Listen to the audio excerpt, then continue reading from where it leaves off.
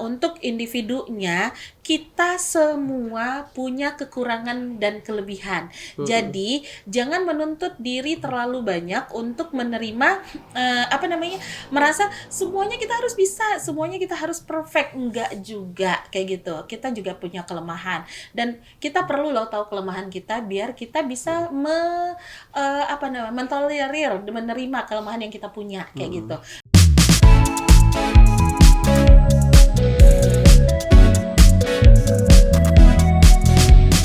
Assalamualaikum warahmatullahi wabarakatuh. Kembali lagi di Turnamen, tutur dan tuntunan kesehatan mental. Oke, masih bersama saya Ayah Dika dan Buke.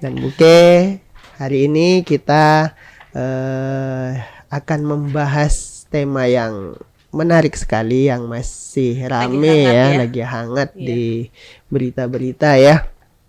Nah, ya tema kita hari ini menciptakan kesehatan mental bagi mahasiswa ya, tentang mahasiswa ya. Untuk anak muda ya. Untuk anak muda ya. Nah, kalau kita lihat sendiri nih mahasiswa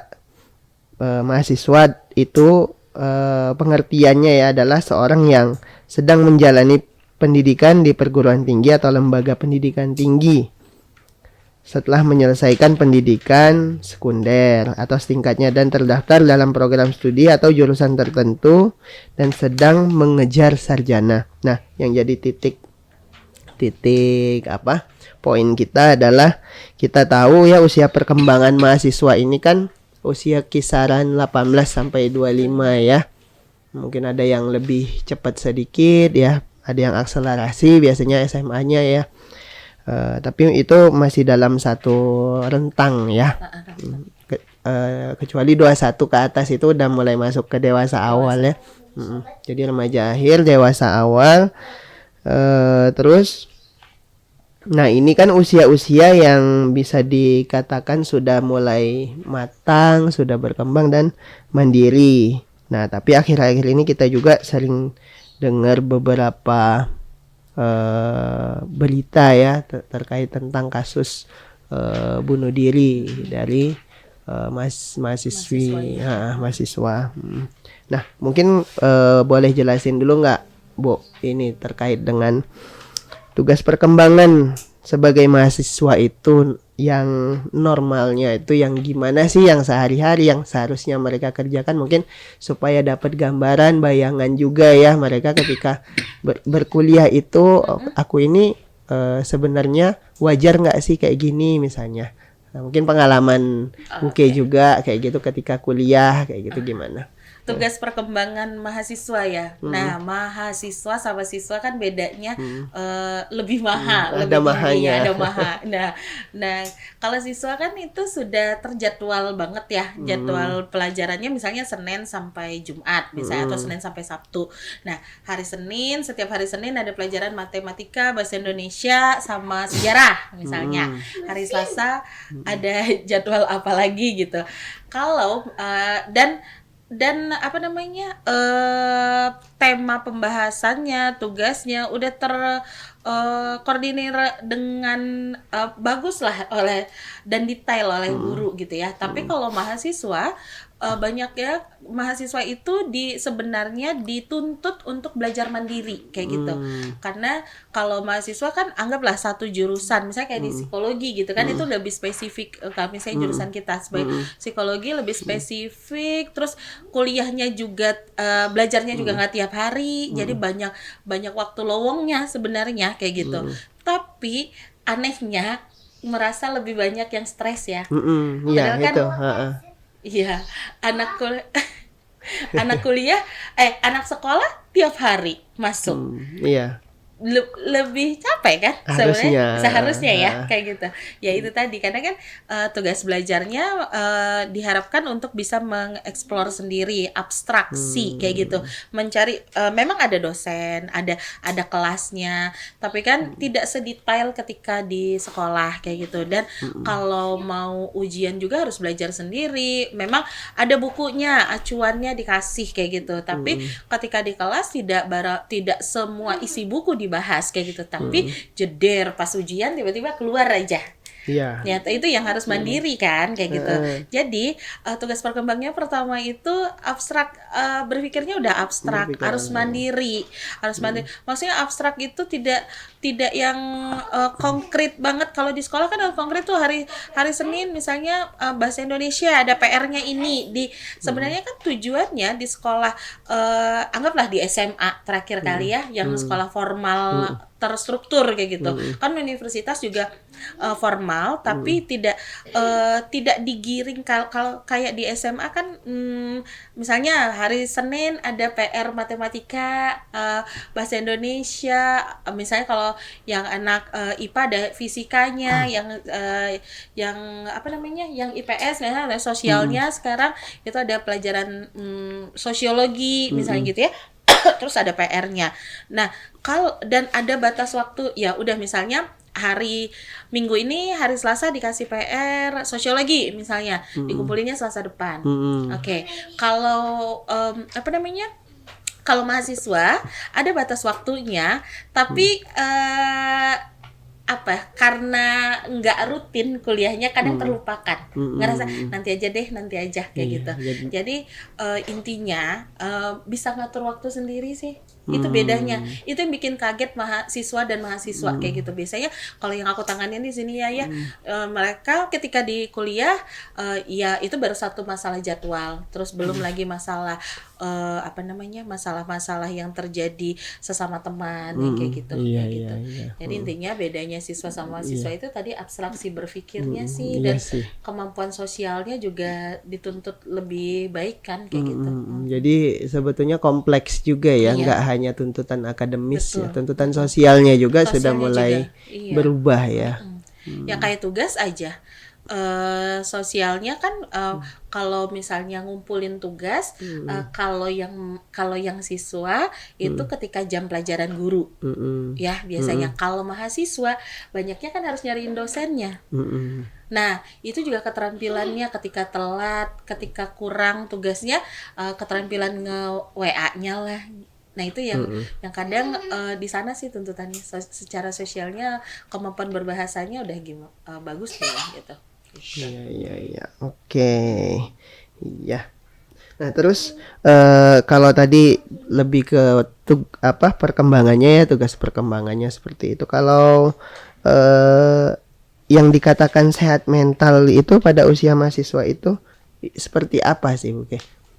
Ada nggak, maksudnya sama nggak dengan kondisi-kondisi yang dengan tuntutan tugas perkembangan tadi? Ada nggak misalnya dari kondisi untuk sehat mentalnya itu yang mahasiswa itu emang ada yang normal atau normal yang masalah yang seperti itu. Nah, kondisi-kondisi yang seperti ini yang gimana ya gambarannya? Kan 18 sampai 25 tahun atau mungkin anggaplah ambil agak sedikit sampai S2 gitu ya. Misalnya di usia 30 atau 35 gitu ya. Nah, kita ambil aja deh itu kan masuk quarter life crisis nih. Udah masuk usia 25 tahun ya, dan quarter life crisis kan memang dimulainya di usia 18 tahunan tuh. Jadi itu udah mulai masuk usia-usia seperempat abad lah. Gitu. Itu kan mulai awalnya. Nah, ada kalau mau ngambil kalau kita mau berpedoman kesehatan mental untuk teman-teman yang di usia quarter life crisis ini, kalau kita balik lagi dan berdasarkan pengalaman sendiri gitu ya, misalnya kan kalau quarter crisis itu bisa dilihat dari pendidikannya. Jadi status pendidikan, status akademik kayak gitu. Apakah misalnya nggak apa-apa misalnya ada orang yang rezekinya masih lulus SMA atau SMK dulu, tapi dia pede dengan dia lulus segitu, ya udah nggak apa-apa, aku memang rezekinya di SMK dan dia siap untuk menuju karir.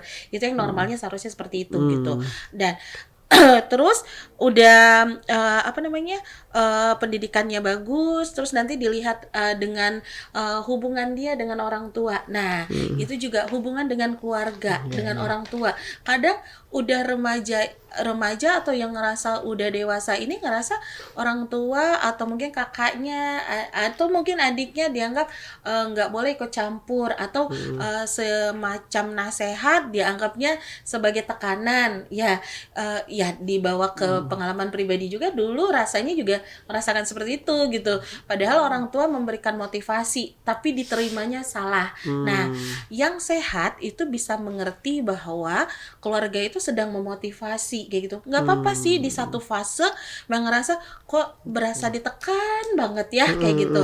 Nah, jadi memang di teori quarter life crisis itu ada memang hubungan dengan keluarga dekat seperti apa gitu, keluarga inti lah. Dan terlepas dengan keluarga besar, nanti ada sepupu yang bertanya, bude, tante, yang segala macam ya. Nah, harus bisa menjelaskan. Misalnya ada hambatan di dalam pendidikan, dapat menjelaskan kenapa kayak gitu. Nah, ketika dapat menjelaskan berarti hubungan dalam keluarganya bisa dibilang normal kayak gitu. Jadi ya udah awalnya pendidikan, hubungan dengan keluarga seperti apa. Nah, nanti masuk ke karir. Jadi sebenarnya satu circle ada lima poin yang pasti dilalui oleh semua individu yang masuki usia seperempat abad. Jadi mulai pendidikan tadi, hubungan dengan keluarga, terus masuk karir. Jadi karir bukan berarti teman-teman yang belum punya kesempatan untuk kuliah itu tidak punya karir gitu. Ada loh yang misalnya lulus SMA tapi dia tahu harus dia akan kemana gitu. Mungkin dia pede bisa bikin usaha sendiri, atau dia nyaman menjadi admin atau petugas admin gitu. Atau mungkin dia nyaman, aku sering ketemu kalau di kampung-kampung gitu ya, di pedesaan, mereka bangga loh mengurus objek wisata yang kayak gitu, atau mengurus pertanian gitu ya. Dan mereka pendidikannya juga nggak tinggi-tinggi banget, tapi mereka bangga gitu, pede dengan yang mereka punya. Itu yang paling. Iya, banyak juga sih cerita ya yang maksud punten bukan merendahkan profesi ya, tapi banyak juga yang berhasil dulunya tukang sapu jalan atau supir kan ya, kayak gitu. Malahan supir dia nganter bosnya tiap hari, dia belajar kan, ngedengar bosnya cerita, oh gini ya, oh perilaku orang sukses tuh gini, dia belajar juga gitu ya. Iya, dia pede, dia maksudnya dia menerima keadaan seperti itu gitu, tidak menyalahkan situasi, tidak menyalahkan nasibnya kayak gitu.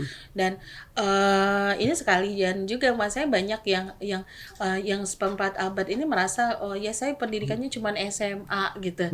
Ya bukan cuman sih, kalau SMA menurut aku pribadi gitu ya, banyak hal yang sudah mereka yang kalian teman-teman pelajari sebenarnya gitu. Karir, habis karir biasanya masuk tuh ke hubungan intimate-nya, persiapan pernikahan, kan udah mulai ta'aruf, pacaran kayak gitu ya. Itu kan udah masuk ke pasti dong punya keinginan untuk serius lah memasuki jenjang pernikahan kayak gitu. Ya meskipun baru usia 21 tahun kayak gitu, itu kan usia matang untuk menikah sebenarnya secara hukum di Indonesia ya. Kan 21 tahun untuk perempuan, 23 tahun untuk laki-laki kayak gitu. Jadi wajar sebenarnya kalau sudah mulai khawatir dengan kehidupan pernikahan nanti seperti apa kayak gitu. Nah, orang-orang yang teman-teman yang normal itu merasa khawatir terhadap kehidupan masa depannya, tapi punya solusi kayak gitu, dan dia punya rencana.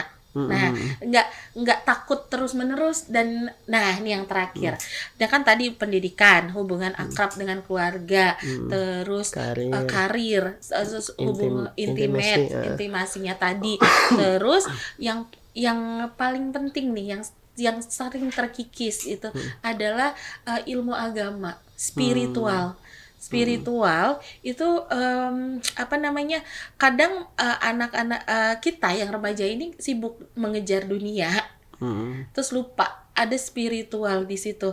Dan kalau mau balik ya ngaku ngerasa sharing aja deh, ketika waktu kuliah aku pun ngerasa kok capek banget ya. Jadi mulai kendor tuh sholat tepat waktunya gitu ya. Dan itu ngerasanya justru semakin pusing kayak gitu. Padahal kan niatnya ya, dan sharing juga dengan teman-teman aku yang maksudnya tidak semuanya muslim gitu ya. Ketika aku punya seorang sahabat yang Nasrani, ketika dia nggak ke gereja juga pusing kayak gitu. Tapi ayo saling mengingatkan ya kayak gitu, dia ke gereja dan aku kembali sholat tepat waktu gitu ya. Itu tuh memang berasa tenangnya gitu. Dan ternyata penelitiannya memang ada kan pendekatan terbaru itu spiritual itu tanpa nggak ada rasanya tidak diterima, nggak ada logikanya gitu. Padahal kalau mau ditarik logikanya banyak kok. Kayak gitu. Nah itu sih. Jadi secara kalau yang normal 55 ini pasti merasa ada masalah, tapi ada prosesnya untuk mengatasinya dan tahu batasan.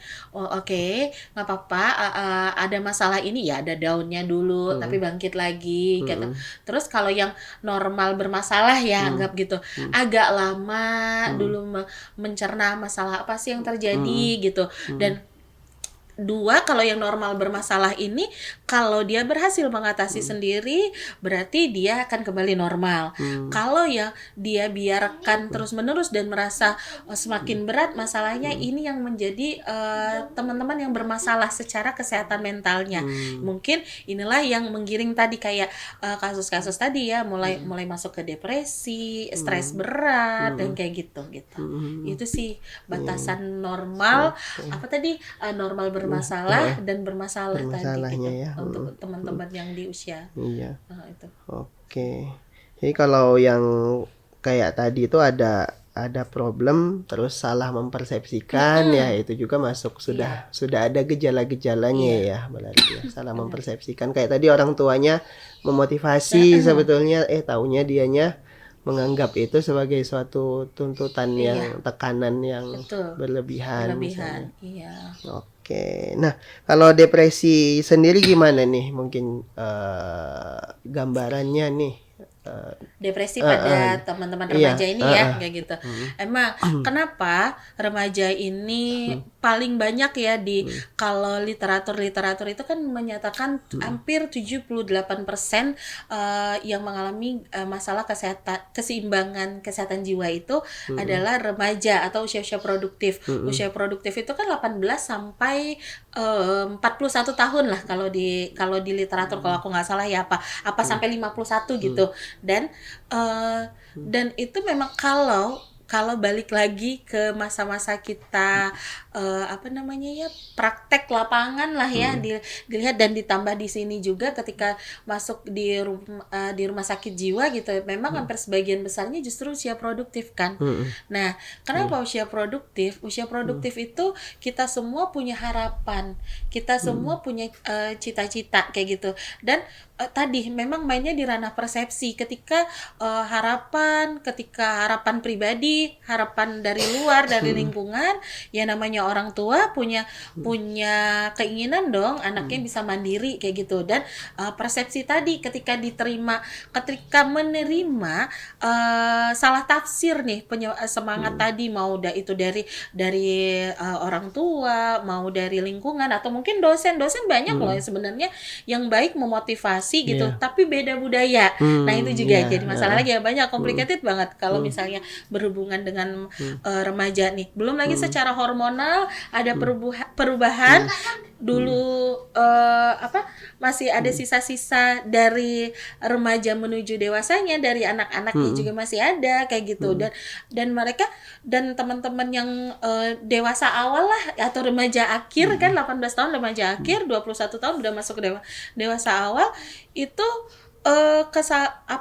salah menangkap apa sih namanya, semangat tadi itu, persepsi. Iya. Jadi makanya ketika manusia itu di ranah persepsinya tadi, kalau kita mempersepsikan tuntutan, mempersepsikan tugas itu semuanya adalah beban, itu tadi yang menggiring perilaku kita juga jadi tidak terarah, jadi negatif juga kayak gitu. Dan ketika perilaku udah apa namanya, emosinya juga udah negatif, perilakunya negatif, misalnya kayak gini deh, ada satu masalah nih nggak terselesaikan. Biasanya kalau aku yang nemuin masalah-masalah tentang apa, tugas kuliah atau biasanya 3 ranah nih, tugas kuliah, kerjaan, sama hubungan dengan lawan jenis. Nah ini nih, memang ada masalah dengan orang tua itu ada, tapi biasanya sudah lebih terkikis kayak gitu. Ini jadi kayak penguat sih sebenarnya. Jadi masalah utamanya itu ya dari masalah kuliahnya, karena tugas yang merasa tidak selesai-selesai. Kalau SMA kan udah 1 selesai kayak gitu, sekolah selesai. Tapi kalau kuliah kan ada lagi tugasnya dan meningkatkan. Nah, apalagi setiap semester nambah lagi tuntutannya, lebih sulit kan. Apalagi kalau nggak lulus kan harus ngulang gitu. Iya, harus ngulang. Kalau dulu di sekolah kan 3 HR, ujian perbaikan udah kayak gitu. Nah itu mentalnya di sana, apalagi ngerasa terus ngecap dirinya nggak bisa. Nah udah ngerasa nggak bisa, akhirnya makin lama makin nggak pede, malu. Akhirnya ya udah menarik diri dari lingkungan. Ketika menarik diri, nggak punya tempat untuk cerita, merasa paling sedih hidupnya, akhirnya itu yang depresi terus kayak gitu. Apapun masalahnya, masalah relasi dengan lawan jenis kayak gitu ya. Padahal banyak loh, masih ada orang tua yang mau mendengarkan sebenarnya. Gitu. Oke. Ya, ini kalau kita lihat berita ya, di bulan Oktober ini udah ada 3 berita ya tentang mahasiswi yang bunuh diri dari UMY, itu loncat dari lantai 4 asramanya. Sebelumnya sempat minum obat sakit kepala ya, katanya 20 butir. Tapi sempat dibawa ke klinik, ke dokter, terselamatkan. Nah yang kedua itu dia lompat dari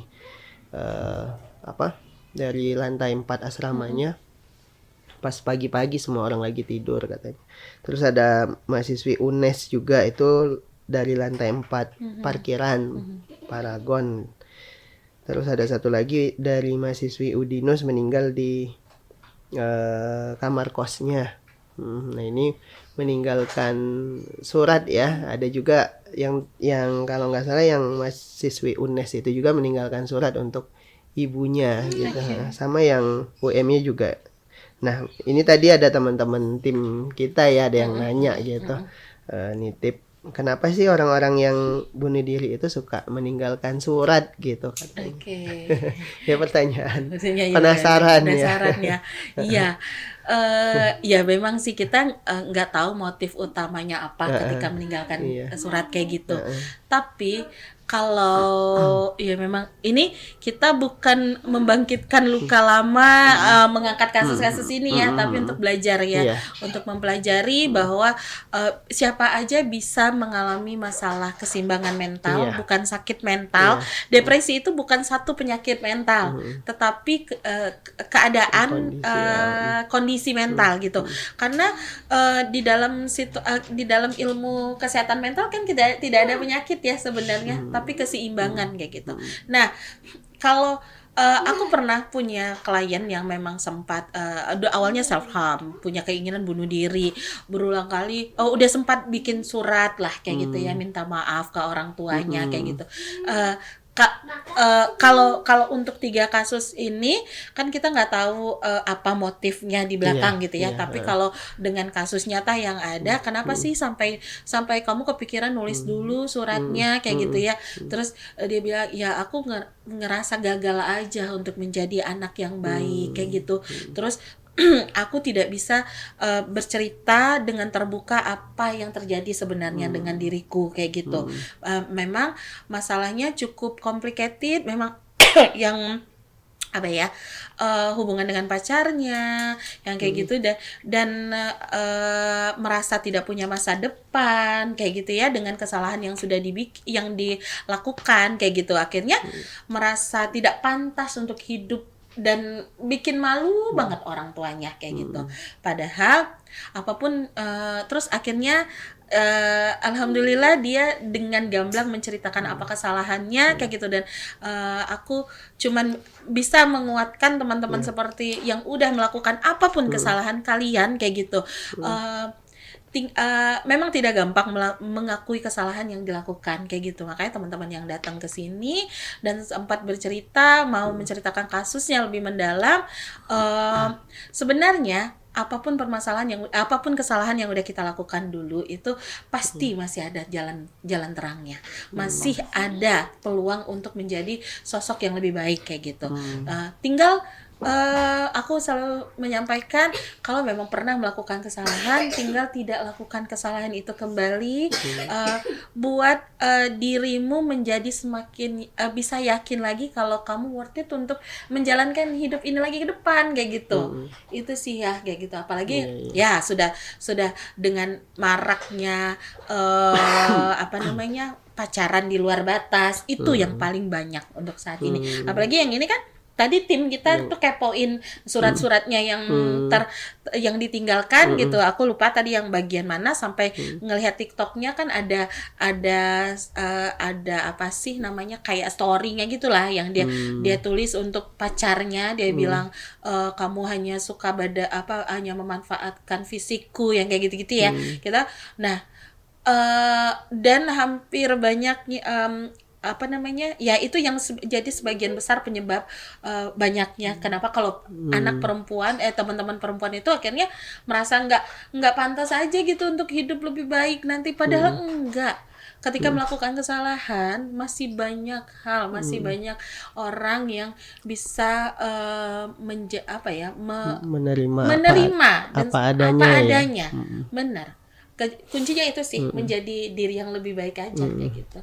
Okay. Agak gamblang sih, tapi harus disampaikan karena memang banyak masalah-masalah anak remaja sekarang merasa kesepian, terus akhirnya ya karena tuntutan karena tugas perkembangan kayak gitu ya, dan menuju hubungan intimasi kayak gitu ya, hubungan suami istri kayak gitu. Nah, itu yang sulit dikendalikan kayak gitu, dan akhirnya kelepasan malah nggak ada bentengnya, nggak ada rasa tanggung jawabnya, saling bertanggung jawab kayak gitu. Itu sih gitu. Dan sebenarnya bukan yang perempuannya aja sih, yang laki-lakinya juga ada yang ngerasa bersalah banget, jadi merasa nggak sanggup bertanggung jawab, akhirnya daripada ketahuan malu, diminta tanggung jawab, akhirnya juga mencoba untuk melakukan bunuh diri juga ada ya. Kayak gitu, kita harus bicara sih soal ini. Gitu. Iya, tapi memang itu jadi satu problem besar ya yang dipendam kan sebetulnya.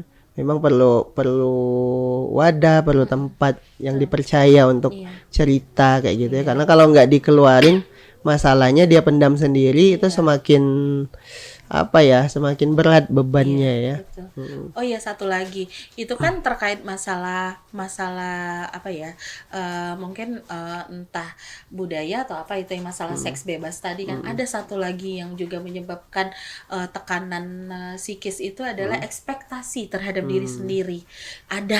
Jadi ada teman-teman yang wah luar biasa cerdasnya, tapi ngerasa dirinya tuh gagal terus, padahal prestasinya banyak, dan dia tidak mengapresiasi dirinya tadi gitu. Dan ditambah ketika orang tuanya nanya, gimana prestasi kamu gitu, nah padahal orang tua hanya menanyakan dan ingin memotivasi gitu, tapi dia menuntut lebih untuk diri dia sendiri. Nah, itu ekspektasi terhadap diri sendiri itu juga. Jadi dia merasa frustasi terhadap ekspektasi yang ada di kepala dia sendiri gitu. Itu juga ada. Iya. Kalau misalnya mereka berkonsultasi itu ya yang diarahkan gitu ya. Iya. Untuk menyesuaikan ekspektasi dengan potensi kemampuannya ya. padahal prestasinya udah luar biasa banget kayak gitu. Iya. Oke. Nah, ini kita lanjut, tadi ada pertanyaan juga untuk kasus mahasiswi di salah satu universitas tadi. Kan sudah sebelumnya tuh udah pernah ke psikolog katanya, pernah dinyatakan ke psikolog dan memang didiagnosis depresi. Nah, kemungkinan besar kan sudah sempat pernah konsultasi tuh sebetulnya. Tapi apa ya yang kemungkinan, ya kita kan masih mengira-ngirain di sini ya, atau penasaran juga gitu, kenapa ya masih bisa kecolongan gitu. Iya. Nah, berarti kampusnya udah bagus loh ini menghadirkan psikolog kayak gitu ya. Nah, biasanya di kampus itu bukan di kampus aja sih, di satu lembaga pendidikan sebelum terjadi masalah yang parah banget lah gitu ya. Tidak dan semua kampus kan sekarang itu wajib ada tempat untuk berkeluh kesah. Ada kan pojok psikologinya kayak gitu. Ada ruang konsul psikologinya tuh ada, wajib. Mau sekolah apapun itu wajib. Pertama aku akuin apa ya namanya, top lah pokoknya itu kampus sampai udah ada psikolognya, udah menangani kayak gitu ya. Dan pasti dong sudah melakukan assessment karena sampai ada diagnosa adalah depresi kayak gitu ya.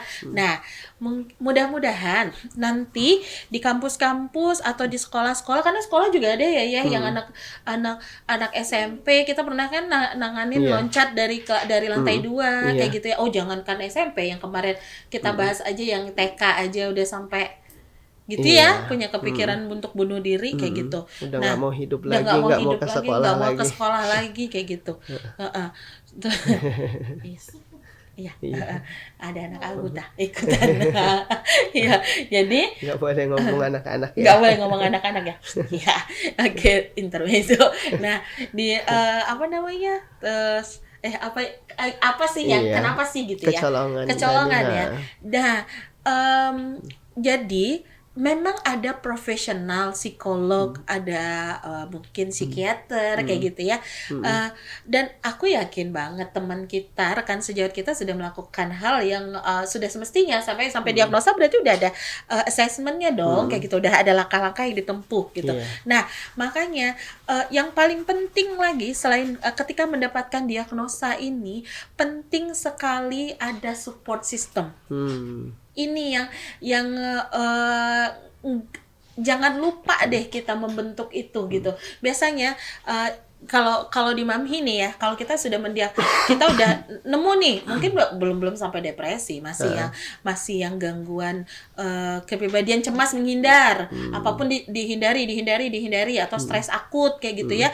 Kalau udah apalagi udah di tahap depresi gitu ya, itu pasti kita akan panggil orang terdekatnya.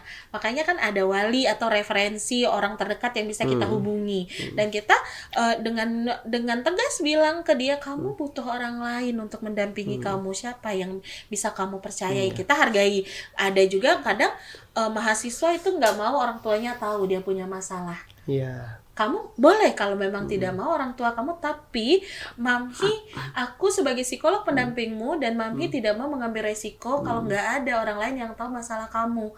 Jadi harus ada. Kita nggak bisa, karena anggap deh dia ketemu kita cuman dia ketemu psikolog, psikoterapi itu sekali seminggu, ya, dan puluhan jam, ratusan jam dia bersama orang lain dong. Dan dia bisa aja punya pikirannya bolak-balik kayak gitu ya, kayak gitu.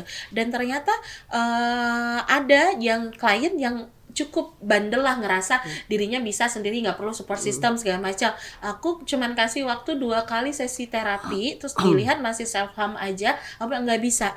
Kamu harus bawa kakakmu untuk ketemu aku, untuk ngawasin kamu, karena temenannya jadi sama silet kayak gitu. Nah itu juga ya support system. Dan kamu bagi yang ngalamin masalah, jangan khawatir, ada kok. Kalau nggak belum percaya sama keluarga, ada kok teman dekat yang dengan sukarela akan mendampingi kamu sebenarnya. Itu sih. Dan memilih mengakhiri hidupnya di jam-jam sepi kan. Iya. Dan Apa ya? supaya tenang kan, menurut dia tenang, padahal di usia di jam-jam menjelang subuh atau malam hari itu kan hening banget, dan itu bisa mempengaruhi persepsi kita macam-macam kan. Kalau yang negatif ya tambah negatif. Oke ya, jadi intinya memang support system itu Iya. penting banget Nah. ya. Support system ya memang benar sih, nggak dalam 1 kali 24 jam tuh proses berpikirnya itu kan, apalagi yang depresi itu pasti terus mengajak ya ke arah hal negatif itu ya. Itu yang perlu dipantau terus sama orang terdekat, karena psikolog juga atau psikiaternya juga nggak selalu ada di situ kan. Nah, gitu. Jadi memang perlu ada pendampingan juga ya ketika sudah tahu itu didiagnosis depresi. Oke, nih tadi sempat di spill sedikit ya sama Buke ya. Kalau yang salah satu dari almarhumah tadi dikenal juga nih sebagai pribadi yang ceria, aktif gitu dalam kegiatan asrama, dan ditunjuk juga sebagai ketua kekeluargaan gitu, ketua keluarga di dalam satu asramanya itu. Terus berprestasi juga, juara hafalan Quran juga kayak gitu. Nah, ini ada anggapan-anggapan nih kan yang sering kita dengar gitu. Harusnya kalau aktif, sociable, apalagi hafiz, juara Quran gitu, itu kan bayangannya harusnya nggak mungkin dong bunuh diri gitu. Nah, itu kalau pandangan dari sudut pandang psikologinya, apalagi psikologi Islamnya ya, kenapa sih bisa terjadi kondisi seperti itu? Baru-baru ini juga aku banyak banget teman-teman yang seusia ya 18 sampai 30 datang ke sini, nggak ditanganin kita aja kan, banyak teman-teman yang lain nanganin juga. Mereka itu memang tampil ceria, tampil humble kayak gitu. Padahal mereka itu kalau yang ketemu aku tuh bilangnya gini ya, aku tuh kalau orang ngelihat aku tuh kayak yang aku tuh ceria terus, aku tuh chill banget kayak gitu. Padahal aku tuh banyak luka yang aku simpan, Bu, kayak gitu sampai nangis kayak gitu ya. Nah, itu yang paling nggak boleh banget itu merasa diri harus terlihat baik-baik aja. Itu pertama. Terus memang yang ini juga agak kejam juga sih bilangnya ketika kalau ada masalah mental itu berarti kurang soleh aja kayak gitu. Ya enggak juga. Ya kalau kita mau ambil pendekatan psikologi Islam, memang ada konsep sabar atau stress management yang tingkat atas kayak gitu ya, lebih lagi gitu. Jadi sabar menghadapi ujian yang ada. Pasti karena Allah atau Tuhan kita, apapun keyakinan kita kayak gitu ya, kan masalah itu selalu ada untuk membuat hidup kita terus belajar kayak gitu. Nah, yang paling penting itu kenapa sih kesannya kok ini soleha tapi kok bisa pikir kayak ke situ gitu ya. Bisa saja dia menjadi terbebani dengan labeling dia adalah anak soleha, yang anak ceria tanpa masalah kayak gitu. Padahal kita nggak tahu loh apa yang sudah dia tutupi selama ini kayak gitu. Bagaimana dia berjuang kayak gitu. Memang butuh juga menggali si lebih dalam kayak gitu apa yang terjadi sebenarnya gitu. Tapi untuk teman-teman yang mendapat penilaian serupa gitu ya, lo soleh banget, lo aduh bahagia banget, tapi banyak loh yang dijudge, dinilai seperti itu tuh menyakitkan gitu. Kadang mereka berpura-pura. Nah, ada juga yang benar-benar bahagia, ada. Tapi kalau kalian sedang berada di dalam sama dengan teman yang merasa harus pura-pura bahagia, nggak boleh terlihat sedih gitu. Aduh, please deh, akhiri kayak gitu untuk terlihat baik-baik saja itu gitu. Karena semua kita itu pantas kok punya masalah. Semua kita itu, semua individu itu wajar kok mengalami kegagalan kayak gitu.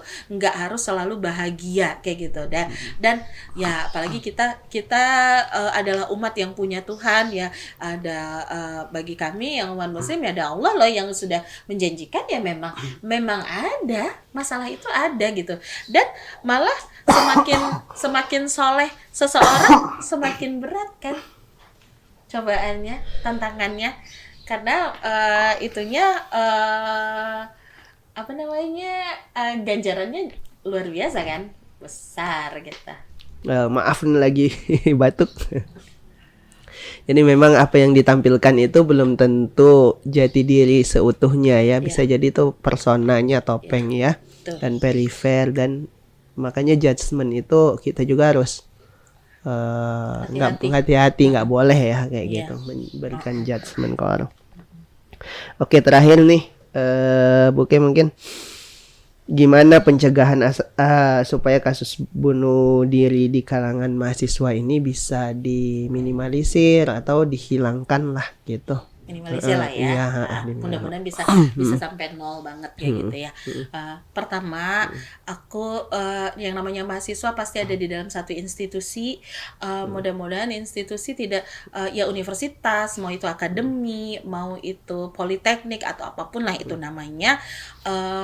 Please banget karena masalah sebagai remaja ini, dewasa awal ini memang complicated sekali. Quarter life crisisnya memang benar ada, dan mereka dengan segala hormonalnya kayak gitu ya, yang memang apa sih, adrenalinnya tuh turun naik banget, hormon kebahagiaannya juga yang turun naik banget. Jadi perlu banget dengan pembekalan tentang kesehatan mental ketika menghadapi masalah seperti apa kayak gitu. Nah itu, dan ya maksudnya kan dikenalnya masalah psikologis itu hanya psikotes, seleksi kayak gitu. Ada loh yang lebih penting daripada psikotes dan seleksi. Tapi pembekalan untuk menjadi mahasiswa yang bahagia, yang happy, dan akhirnya menjadi individu yang punya karir bagus, yang memang sehat, dan sampai nantinya membentuk keluarga. Dan itu penting banget memang. Ya kampus lah, apa sih namanya, wadah pertama sebelum mereka mahasiswa ini menjadi individu mandiri, lepas kayak gitu ya gitu. Kedua, untuk individunya, kita semua punya kekurangan dan kelebihan. Jadi jangan menuntut diri terlalu banyak untuk menerima merasa semuanya kita harus bisa, semuanya kita harus perfect. Enggak juga kayak gitu. Kita juga punya kelemahan, dan kita perlu loh tahu kelemahan kita biar kita bisa mentolerir, menerima kelemahan yang kita punya kayak gitu. Yang ketiga, nah, support system itu sangat penting. Support system itu penting banget. Terus apa lagi ya? Itu sih. Ya jadi untuk kita lihat akademisinya dari mahasiswanya. Terus oh ya, apapun masalah kalian, kalian pernah dengar enggak keluarga itu tempat kita pulang. Apapun sejelek apapun kita, semarah apapun keluarga kita, mereka lah yang akan menerima kita kembali sebenarnya kayak gitu. Tapi ketika kita melakukan kesalahan, ketika melakukan satu masalah atau kegagalan kayak gitu, justru mungkin kemungkinan besar keluarga kita yang akan menyambut kita lagi, nyemangatin kita lagi kayak gitu. Jadi persepsi yang kalian punya terhadap keluarga tidak dapat menerima kesalahan, kegagalan kita itu tolong dikendalikan kayak gitu. Oke, luar biasa ya pembahasan hari ini. Mudah-mudahan banyak banyak hal positif ya yang bisa didapat. Kalau ada salah kata mohon dimaafkan, lebih kurangnya insya Allah nanti kita akan ketemu lagi ya di pembahasan yang lain di turnamen. Oke, jangan lupa like, subscribe, and comment di YouTube Mami Turnamen. Sampai ketemu lagi. Wassalamualaikum warahmatullahi wabarakatuh.